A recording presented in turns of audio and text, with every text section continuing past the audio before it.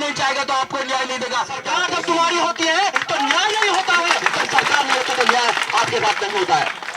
जब जब भी लड़ाई मनुवाद और बाबा साहब डॉक्टर अम्बेडकर बात की हुई है, हमेशा मनुवाद को हारना पड़ा है। जो लोग जिद्दी होते हैं वो अपनी लड़ाई जीतते हैं। सत्ता जब तक नहीं आएगी तब तक हमें सोशल आंदोलन मजबूत रखनी है, ताकि हमारे जो पॉलिटिकल लीडरशिप है, जो हमारी सोशल लीडरशिप है, जो हमारी दूसरी लीडरशिप है, वो एक प्लेटफॉर्म पे आ सके। बीएसपी दिल्ली से हमारे साथ सुजीत सम्राट जी मौजूद है, तो उनसे कहूंगी सर आइए आप अपनी बात रखें।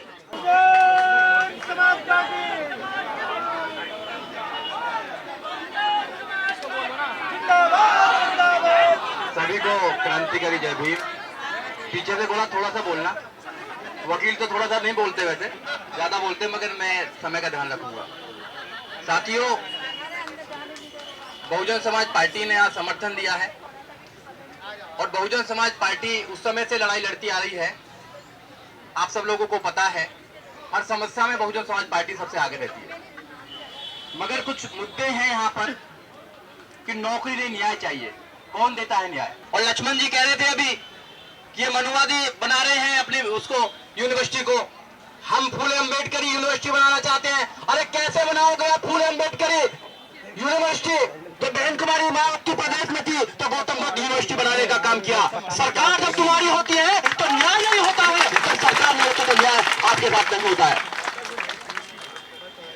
आपने देखा पूरे देश में जुर्म हो रहा है, पहली बार नहीं हो रहा है। धन्यवाद है डॉक्टर रीतू सिंह जो लड़ाई लड़ रही है। वो आज से लड़ाई नहीं लड़ रही है, वो बहुत लंबे समय से लड़ाई लड़ रही है, सीजन फाइटर। और ऐसे लोग उनके साथ लगे हुए हैं जो उनका सपोर्ट कर रहे हैं। ये एक इंसान की लड़ाई नहीं है, ये सब लोगों की लड़ाई है। आपको लड़ना पड़ेगा इसको, मगर इसकी जड़ क्या है, जड़ को आपको समझना पड़ेगा।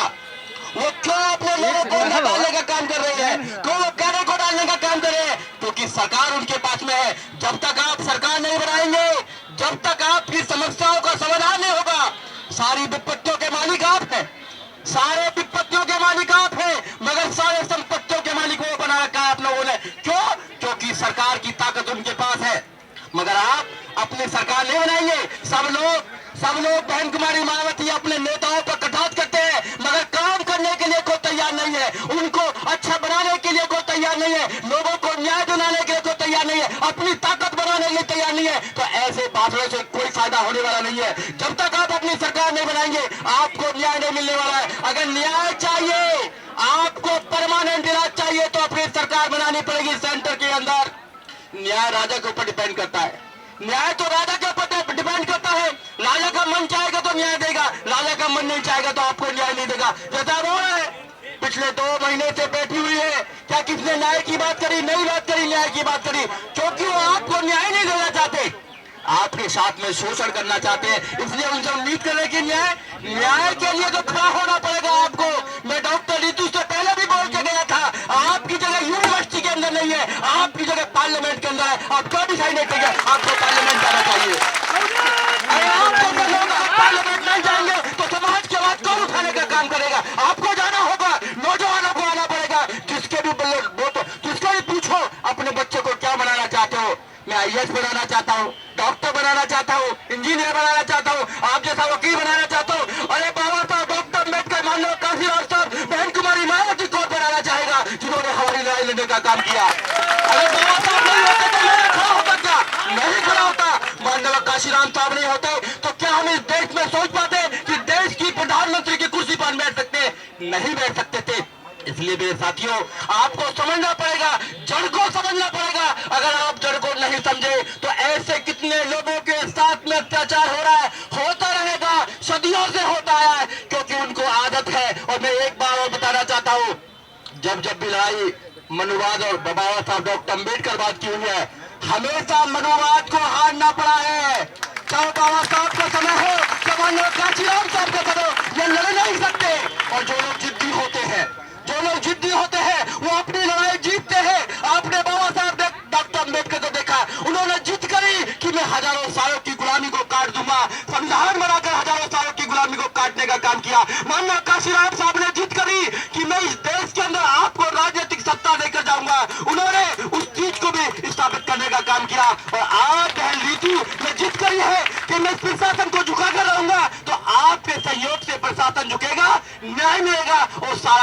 आगे आंदोलन बढ़ेगा।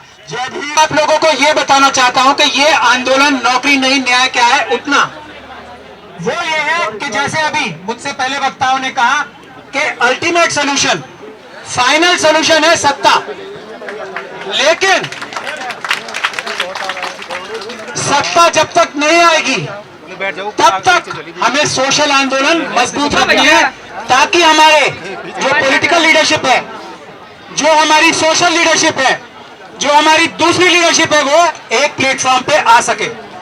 तो मिशन सेव कॉन्स्टिट्यूशन एक ये काम करने में अब तो ये सफल हो गया कि डॉक्टर रितु के इस संघर्ष में सभी लोग एक प्लेटफॉर्म पे आ रहे हैं। सबसे बड़ी कामयाबी हमारी ये है।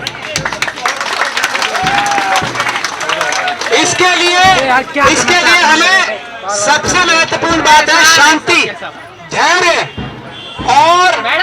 और संविधान का ख्याल रख के काम करना पड़ेगा। शांति, धैर्य और संविधान के दायरे में रह के काम करना पड़ेगा।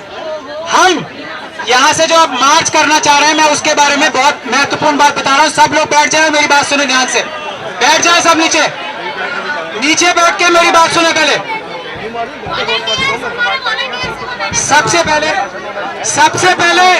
सबसे पहले जो हमारे वॉलंटियर्स हैं, जिनके ये लगे हुए, जिनके पास ये कार्ड्स हैं, वो जाएं और जो हमारा बैनर है वो लेके बाहर जाएं। सबसे पहले वॉलंटियर्स बाहर जाएंगे सारे।